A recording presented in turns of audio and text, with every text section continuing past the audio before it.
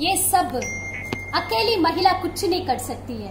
उनके साथ उनके परिवार के लोग और जिस संस्था में हम लोग जुड़े रहते हैं वो सब लोगों की मेहनत के कारण, लगन के कारण एक महिला बनती है, वो फिर स्वावलंबन की दृष्टि से काम करना प्रारंभ करती है। और आपको मैं बहुत बहुत हृदयपूर्वक आभार व्यक्त करती हूँ। आज हम सब लोग self reliant women challenges and opportunities के बारे में बात करने के लिए यहाँ पर उपस्थित है वेबिनार के माध्यम से। इस वेबिनार में उपस्थित परम सम्माननीय रानी दुर्गावती विश्वविद्यालय के परम सम्माननीय कुलपति महोदय जी का मैं हृदयपूर्वक स्वागत करती हूँ, अभिनंदन करते हैं एवं वंदन करते हैं। क्योंकि जैसा मुखिया होता है वैसा पूरा उस संस्था का, उस परिवार का चिंतन चलता है। इसीलिए मुखिया इतना अच्छा हो, वो सबकी भला चाहेंगे, तो अपना विश्वविद्यालय भी आप देख रहे होंगे दिन प्रतिदिन प्रगति की ओर जा रही है। उनके नेतृत्व में उनका मैं हृदयपूर्वक आभार, अभिनंदन एवं वंदन करते हैं प्रोफेसर कपिल देव मिश्र जी का। एवं जब मुखिया अच्छा हो और परिवार के सदस्य यदि सपोर्टिंग इसमें रहे, ऐसे तब और भी आनंद आता है काम करने के लिए। ऐसे सम्माननीय रजिस्ट्रार साहब का भी मैं बहुत बहुत स्वागत, अभिनंदन एवं वंदन करते हैं। उनका बहुत सुंदर अभी हम लोगों ने व्याख्यान भी सुना एवं इस कार्यक्रम को करने वाले राणा मैडम, जया जी एवं सभी का बहुत बहुत स्वागत, अभिनंदन एवं वंदन करते हैं। हम लोग आज बात करने वाले हैं self reliant women. Self reliance माने क्या है? कई लोग ऐसा सोचते हैं महिला के हाथ में पैसा आ गया तो वो फिर स्वावलंबी हो गई। महिला यदि खूब सारा पढ़ लिख गई तो लोग सोचते हैं वो स्वावलंबी बन गई। महिला यदि विदेशों में जाकर अपनी भाषणबाजी किया तो लोग सोचते वो स्वावलंबी हो गई। महिला ने यदि छोटा सा एक उद्यम प्रारंभ कर दिया तो लोग सोचते वो स्वावलंबी हो गई। लेकिन स्वावलंबन का अर्थ बहुत ही विस्तृत रूप से हम लोग समझ सकते हैं। स्वावलंबन का अर्थ है वो महिला जिस परिवार में रहती है वो परिवार कभी कोई भी उसमें गरीबी ना रहे, अशिक्षित ना रहे, अस्वस्थ ना रहे, उन लोगों का घर साफ सुथरा महकता हुआ, खुशबू भरा हुआ हो और उनके आसपास में, उस स्वावलंबी महिला के आसपास में जो महिलाएं रहती है, जो परिवार रहते हैं, वो भी खुशहाली का जीवन व्यतीत करे। ऐसे महिला को कहते हैं हम लोग स्वावलंबी महिला। और स्वावलंबन का अर्थ ये भी है कि वो महिला जहाँ पर रहे, सेल्फ रिलायंट वुमेन, वहां पर विवादों का, झगड़ों का कोई स्थान न हो, तब हम लोग कह सकते हैं वो महिला स्वावलंबी है। ऐसे स्वावलंबी महिला के बारे में आज रानी दुर्गावती विश्वविद्यालय एक परिचर्चा व्याख्यान के रूप में ये कार्यक्रम आयोजित किया है। आयोजन में मुंबई से जिन्होंने मदद किया उनका भी हृदयपूर्वक आभार एवं अभिनंदन करते हैं। मुंबई से रानी दुर्गावती विश्वविद्यालय को महिला अध्ययन केंद्र के लिए, रिसर्च सेंटर के लिए हेल्प मिल रहा है। हम सब लोग जानते हैं महिलाओं का स्वावलंबन की बात यदि आती है तो सर्वप्रथम महाराष्ट्र का भी नाम आता है। कितनी सारी ऐसी महिलाएं थी जो स्वावलंबन का जीवन व्यतीत करते हुए व्यक्तिगत जीवन में स्वावलंबन, पारिवारिक जीवन में स्वावलंबन, सामाजिक जीवन में स्वावलंबन और राष्ट्र के लिए भी स्वावलंबन का जीवन का अनोखा उदाहरण प्रस्तुत किया। एक छोटा सा मैं महाराष्ट्र का बताना चाहूंगी। भारत रत्न कारवे जी ने सबसे पहले महाराष्ट्र मुंबई में महिलाओं के लिए यूनिवर्सिटी खोला था। कितनी पुरानी बात है, कब से चली आ रही है महिलाओं को स्वावलंबी और शिक्षित करने की बातें। इसीलिए उनका भी मैं हृदयपूर्वक अभिनंदन एवं आभार व्यक्त करते हूँ। आप सब लोगों को मैं बताते हुए हर्ष महसूस होता है। रानी दुर्गावती विश्वविद्यालय में पढ़ने वाली हरेक लड़की, हरेक बालिका कभी वो ऐसा गलत दिशा में जा नहीं सकती, क्योंकि रानी दुर्गावती जी के नाम पर विश्वविद्यालय है और मुझे कहते हुए गर्व भी होता है। और मैं रानी दुर्गावती विश्वविद्यालय होम साइंस कॉलेज जबलपुर की मैं स्टूडेंट रही हूँ। जो कुछ मैं बनी हूँ उसी विश्वविद्यालय के दम से बनी हूँ। और होम साइंस कॉलेज में जो हमारे टीचर्स ने हम लोगों को जो गाइडलाइंस दिया, सिखाया, पढ़ाया और रानी दुर्गावती विश्वविद्यालय से हमने पीएचडी भी किया है, ये हमारे लिए आज गौरव की बात है और डर भी लगता है। जिस विश्वविद्यालय में हम लोगों ने अध्ययन किया और उन प्राध्यापक बंधुओं के बीच में एक विद्यार्थी के रूप में बात करने के लिए मैं यहाँ पर उपस्थित हूँ। आपने हम लोगों को इतना सम्मान दिया, उसके लिए मैं हृदयपूर्वक आभार, अभिनंदन एवं वंदन करते हूँ। हम लोग जानते हैं भारत में महिला को स्वावलंबी बनाने की जरूरत नहीं होता, और भारत क्या पूरे विश्व में महिला अपने आप में एक आत्मनिर्भर महिला है, स्वावलंबी महिला है, क्योंकि भगवान ने हम लोगों को इतने सारे गुण दे रखे हैं। चाहे वो सहन शक्ति की बात हो, शौर्य की बात हो, पराक्रम की बात हो, विद्या ग्रहण करने की बात हो, मेहनत करने की बात हो, लगन की बात हो, कोई भी जो हुनर सीखने की बात हो, या हुनरवान बनाकर जो भगवान ने नीचे भेजा है महिला को, अंग्रेजी में वुमेन कहते हैं। इसीलिए यहाँ कोई जेंडर इश्यूज नहीं है, वुमेन के अंदर ही मेन है। इसीलिए हम लोग एक कड़ी के रूप में मिलजुल कर जब काम करेंगे तभी अपना समाज और वो महिला स्वावलंबी हो सकती है। इसीलिए यहाँ कोई मेल फीमेल का जेंडर इश्यू है ही नहीं। एक महिला का सशक्तिकरण की इसीलिए बात करते हैं क्योंकि वुमेन है, उनके अंदर मेन भी है, उनके अंदर फैमिली भी है, उनके अंदर वैल्यूज भी है, उनके अंदर अपनी पूरी क्षमताएं हैं। इसीलिए लोग आज बात करते हैं, हर एक विश्वविद्यालय हो या बड़े बड़े संस्थाएं हो या सामाजिक संगठन के लोग हो, बात करते महिला को स्वावलंबी होना चाहिए। पर भगवान ने तो स्वावलंबी बनाकर भेजा, इसीलिए हम लोग ने सृष्टि की रचना करते हैं। हम लोगों की कोख से ऐसे ऐसे लोगों की पैदाइशी होती है। स्वामी विवेकानंद जी जैसा, कल हम लोगों ने रानी लक्ष्मीबाई जी का बलिदान दिवस मनाया, और रानी लक्ष्मीबाई भी तो एक माँ की कोख से जन्मी है। रानी दुर्गावती जी भी तो एक माँ की कोख से जन्मी है। अपना जो मैडम लोग आज, राणा मैडम हो, जया मैडम हो, प्रोफेसर कपिल देव मिश्र जी हो, रजिस्ट्रार सर हो, या विश्वविद्यालय को उच्च स्तरीय स्तर पर ले जाने वाले हर एक बंधु भगनिया भी माँ की कोख से जन्म लिए। इतनी बड़ी आत्म स्वावलंबी माँ जब है तो स्वावलंबन सिखाने की जरूरत नहीं है। लेकिन काल के चलते चलते, वेस्टर्नाइजेशन के चलते चलते और कुछ मुगलों के आक्रमण के चलते हमारी भारतीय नारियों के ऊपर इतना संकट आ गया। उन लोगों को कह दिया गया कि तुम पर्दे में अंदर रहो, तुम्हारे अंदर कुछ क्षमता नहीं है। आज भी लोग उसी को बोलते हैं लड़कियों को, अरे तुम कुछ कर नहीं पाओगे। अरे क्यों नहीं कर पाएगी? आप लोग देखते होंगे कल्पना चावला जी को यदि कोई ये कह दिया होता तुम कुछ कर नहीं सकती, तो वो कैसे अंतरिक्ष में जाती, अपना नाम कमाती। एक पायलट नीरजा जी, कैसे वो अपनी साहस और स्वावलंबन के साथ, सीखे हुई शक्ति के साथ उन्होंने अपना पराक्रम दिखाते हुए सैकड़ों लोगों को उन्होंने बचाया है। इसीलिए मैं कहना चाहूंगी, स्वावलंबी महिला के लिए जो चैलेंजेस है, सबसे बुरा जो आज हम लोग बात करने वाले, क्योंकि हम लोग तो सक्षम है, सब कुछ कर सकते हैं, लेकिन चैलेंजेस कितने हैं? सिर्फ इतना घर से शुरू हो जाता है। अरे हर घर में नहीं होता, हर घर में होता तो ऐसे सब लोग दिखते नहीं। आज कुछ घरों में ऐसा होता है क्योंकि उनकी माँ बेचारी पढ़ी लिखी नहीं होती है, कभी उनके साथ गड़बड़ हुआ होता है तो डरती है। बेटी बहुत सुकुमारी होती है ना, बेटियों को कुछ हो जाएगा तो माँ बहुत रोती है, इसीलिए माँ शुरू कर देती है, पिताजी शुरू कर देते हैं, मामा मामी शुरू कर देते हैं, अरे बाहर मत जाओ, बाहर जाओगे तो तुमको कुछ हो जाएगा। जब महिला लड़की बाहर ही नहीं निकलेगी तो वो उस वातावरण को कैसे समझेगी? ये सबसे बड़ा चैलेंज है। स्वावलंबी महिला जब तक की दुनिया नहीं देखेगी, माने आसपास की वातावरण, आसपास के लोगों से मिलना, विश्वविद्यालयों में जाकर पढ़ाई करना, सीखना, ये नहीं करेंगी तो वो आगे बढ़ नहीं सकती। एक और चीज है, पढ़ाई का अर्थ ये मैं नहीं कहना चाहती हूँ कि सिर्फ पीएचडी हो, एमएससी हो, एमए हो। ये एक है कि वो नॉलेजेबल होना चाहिए, उसके अंदर की जो विवेक है, विजडम है, ट्रेडिशनल नॉलेज है, उससे भी महिला स्वावलंबी बन सकती है।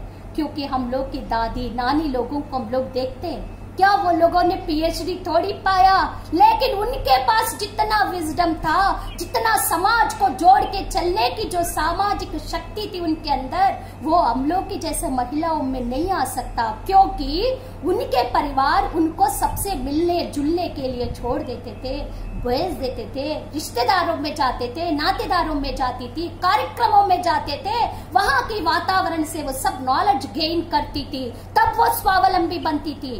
कहते ना कुएं की मेंढक, महिलाओं का सबसे बड़ा चैलेंज है, लोग कुएं की मेंढक बनाकर घर की किचन तक ही वो लोग रखना चाहते हैं।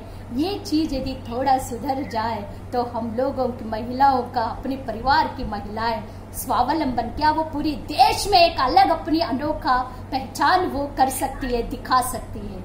दूसरी चीज, जो महिला बन गई, बेचारी बचपन में पढ़ नहीं पाई, लेकिन वो अब पढ़ना चाहती है, लेकिन कौन पढ़ाएगा उसको, कौन सिखाएगा? इसीलिए आप देखिए, एक अभी सांड की फिल्म पिक्चर आई थी, वो बूढ़ी महिलाएं, 2 महिलाएं थी, सिर्फ एक डॉक्टर, एक युवा कार्यकर्ता मिलता है, कहता है बच्चियों को सिखाने आता है, वो सीखती नहीं बच्चियां, और वो दादी उठा के राइफल से कर देती है, बढ़िया शॉट लगता है, निशाना लगता है, तब वो उस महिला को वो आगे बढ़ाता है। इसका मतलब है सबसे बड़ा चैलेंज है, हम महिलाओं को कौन पुश कर रहा है, कौन पिक कर रहा है, कौन पिनअप कर रहा है, कौन पुलअप कर रहा है, कौन पुशअप कर रहा है, इस पे निर्भर करता है। ये सबसे बड़ा चैलेंज है। कुछ लोग अच्छी दृष्टि से महिलाओं को आगे बढ़ाते, कुछ लोग गड़बड़ दृष्टि से महिलाओं को आगे बढ़ाते हैं। इसीलिए कौन हम लोगों को पुशअप करने के लिए आ रहे, प्रमोट करने के लिए आ रहे, जागरूक करने के लिए आ रहे हैं, ये समझने की शक्ति महिला को होना, बच्चियों में होना, ये सबसे बड़ा चैलेंज है। नहीं तो अपने नैतिक मूल्य खत्म हो जाएंगे। गड़बड़ रास्ते में यदि महिला चली गई, बिटिया चली गई, पूरा अपना गड़बड़ हो सकता है। दूसरा चैलेंज है टाइम मैनेजमेंट। वो बेचारी कैसे करेंगी? बच्चियां हैं ना, घर के बच्चों का देखभाल करने, भैया बहन घर पे होते हैं और घर के लोग होते हैं, पति होते हैं, घर है, परिवार है, रिश्तेदार आते हैं, तो वो बेचारी टाइम नहीं मैनेज कर पाती। वो स्वावलंबी तो है, लेकिन घर की और खेती किसानी तक स्वावलंबी रहती है, उस टाइम से वो बाहर नहीं आ पाती। इसीलिए प्रोफेसर्स, लेक्चरर्स, अच्छे पढ़े लिखे महिलाओं की ये सख्त एक जिम्मेवारी है कि हम लोग उन महिलाओं को टाइम कैसे मैनेज करना, वो लोग ये काम को, जैसे हम लोग को पता है कृषि विज्ञान केंद्रों में देखते हैं या एग्रीकल्चर यूनिवर्सिटी वाले करते हैं, महिलाओं की जो क्षमता में जो बहुत ज्यादा मेहनत करती है, उनकी मेहनत को कैसे कम किया जा सकता है, उसके लिए हम लोग टूल्स उपलब्ध कराते हैं उनको। कैसे वो जल्दी से भोजन पका सकती है, विधियां हम लोग समझाते हैं। सब्जी काट के कैसे रखना हम लोग पहले से बता देते हैं। नींबू का रस निचोड़ के रख लेंगी तो जल्दी से काम करके ऑफिस के लिए टाइम पे जा सकती है, ऑनलाइन मीटिंग्स के लिए जल्दी से आ सकती है। हम लोग उनको बताना पड़ेगा। एक्सपोजर की कमी के कारण वो महिलाएं टाइम मैनेज नहीं कर पाती, ये सबसे बड़ी समस्या। और रजिस्ट्रार सर ने तो बता ही दिया है कि पैसे की कमी, महिलाओं को लोग जल्दी पैसा नहीं देते, इसीलिए हर जगह बात होती है कि महिलाओं को पैसा आ जाना चाहिए। जब महिलाओं के पास पैसा आ जाता है, सबसे बड़ा चैलेंज है कि ये भी देखने को मिलता है सेल्फ रिलायंट वुमेन में, वो फिर कई महिलाओं का उदाहरण है, मैं कोई ऐसा नहीं बोल रही हूँ, पैसा जैसे ही उनके पास आ गया वो फिर गलत दिशा में भी सोचना शुरू करती है, फिर वो स्वावलंबी नहीं रह पाती है, सिर्फ अपने लिए चिंता करती है, वो अपने परिवार, अपने समाज, अपने देश के हित में वो चिंता नहीं करती। इसीलिए ये भी बड़ा चैलेंज है। बैंक में पैसा आया, यदि अनपढ़ महिला है, सरकार तो दे रही है ना सब महिलाओं के खाते में, कोई बेचारी विधवा है तो उनके खाते में पैसा आता है, लेकिन पढ़ी लिखी नहीं होने के कारण, जागरूक नहीं होने के कारण, भैंस पालन करने के लिए बैंक में पैसा आ गया उनको, लेकिन बैंक से पैसा निकालते नहीं आता, तो कोई ना कोई मदद करने पहुंच जाता है, वो उसमें से पैसा ले लेता है, वो महिला फिर बेरोजगार रह जाती है, वो स्वावलंबी नहीं बन पाती है। ये सबसे बड़ा चैलेंज है।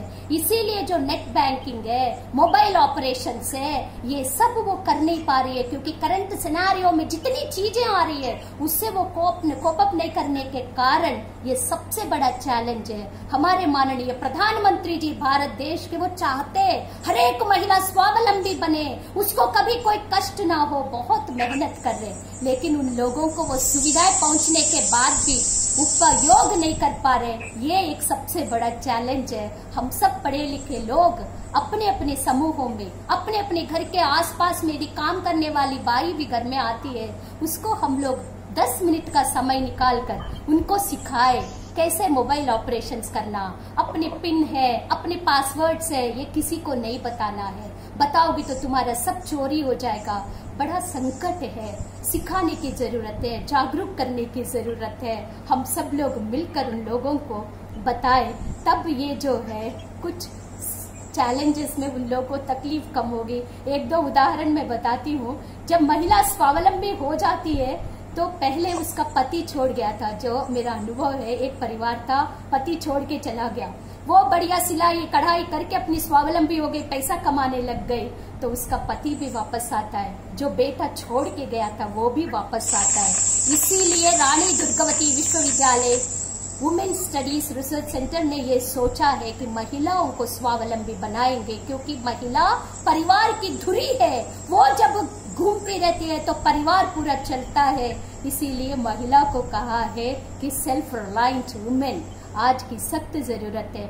जब ऐसा हो गया तो परिवार भी अच्छा हो गया, फिर वो अपनी गांव के बारे में भी सोचने लगी। एक मैं उदाहरण देती हूँ, बहुत बड़े बड़े सेल्फ रिलायंस की मैं बात नहीं कर रही हूँ, वो आपको नेट में मिल जाएंगे, हम लोग पढ़ते हैं सबका। एक महिला थी, बिल्कुल खाने पीने का नहीं था, पति थोड़ा विकलांग था और वो कुछ कर नहीं पाती थी। हम लोगों ने उसको सिलाई प्रशिक्षण दिया, सिलाई सीख ली, मास्टर ट्रेनर बन गई।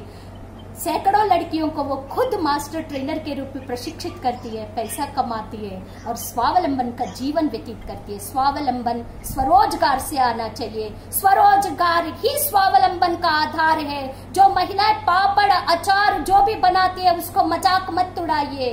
हम लोग कहे ये भी एक बहुत बड़ा चैलेंज है, अरे वो तो पापड़ बनाती है, वो तो अचार बनाती है, वो तो मुरब्बा बनाती है, वो तो साड़ी में फॉल लगाती है, वो तो माला बनाती है, वो बिंदी बनाती है, वो क्या है, उसको कुछ नहीं आता।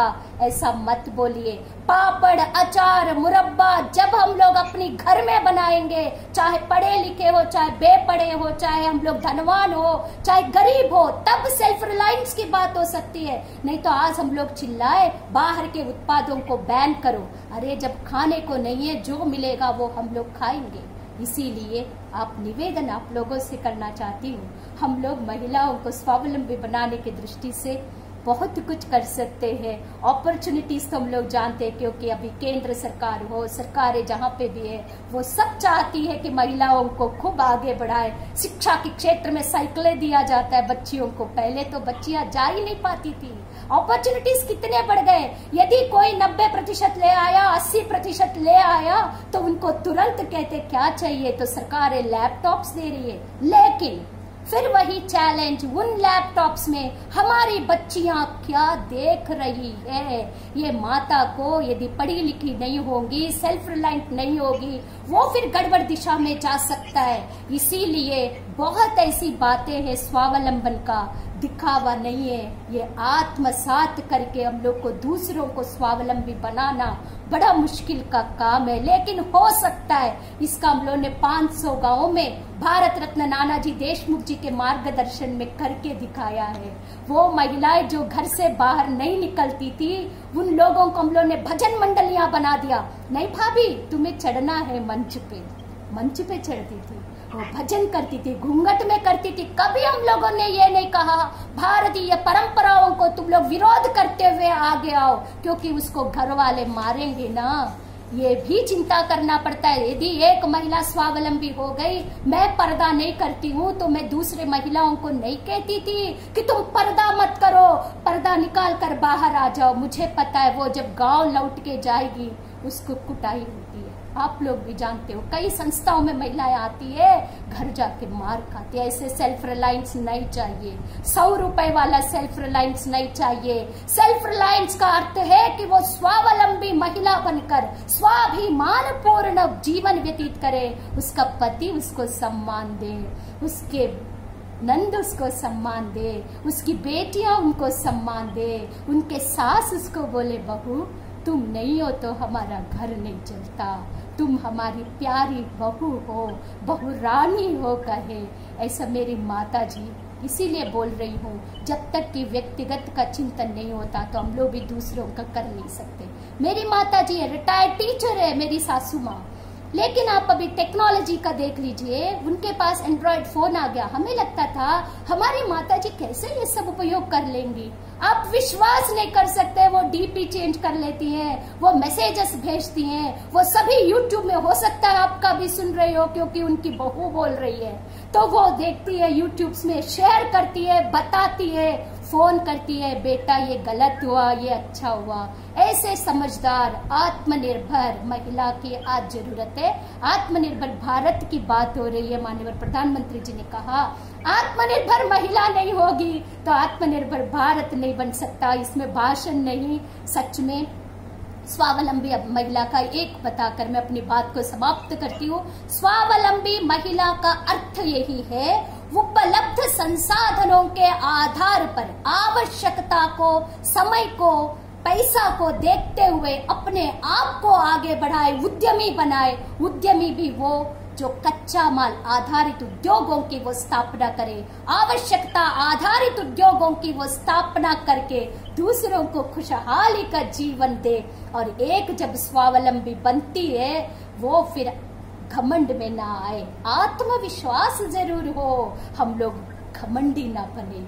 इसीलिए वो महिला 20-20, 25-25 हजार महिलाओं को लेके चल सकती है। डॉक्टर वंदना शिवाजी हो, किरण बेदी जी हो, अपने सामने उदाहरण है, डॉक्टर मृदुला सिन्हा जी हो, कितने ऐसे लोग हैं जिनको देखकर हम लोग आगे बढ़ सकते। जबलपुर मेरा फेवरेट शहर है क्योंकि जबलपुर ने मुझे बनाया है।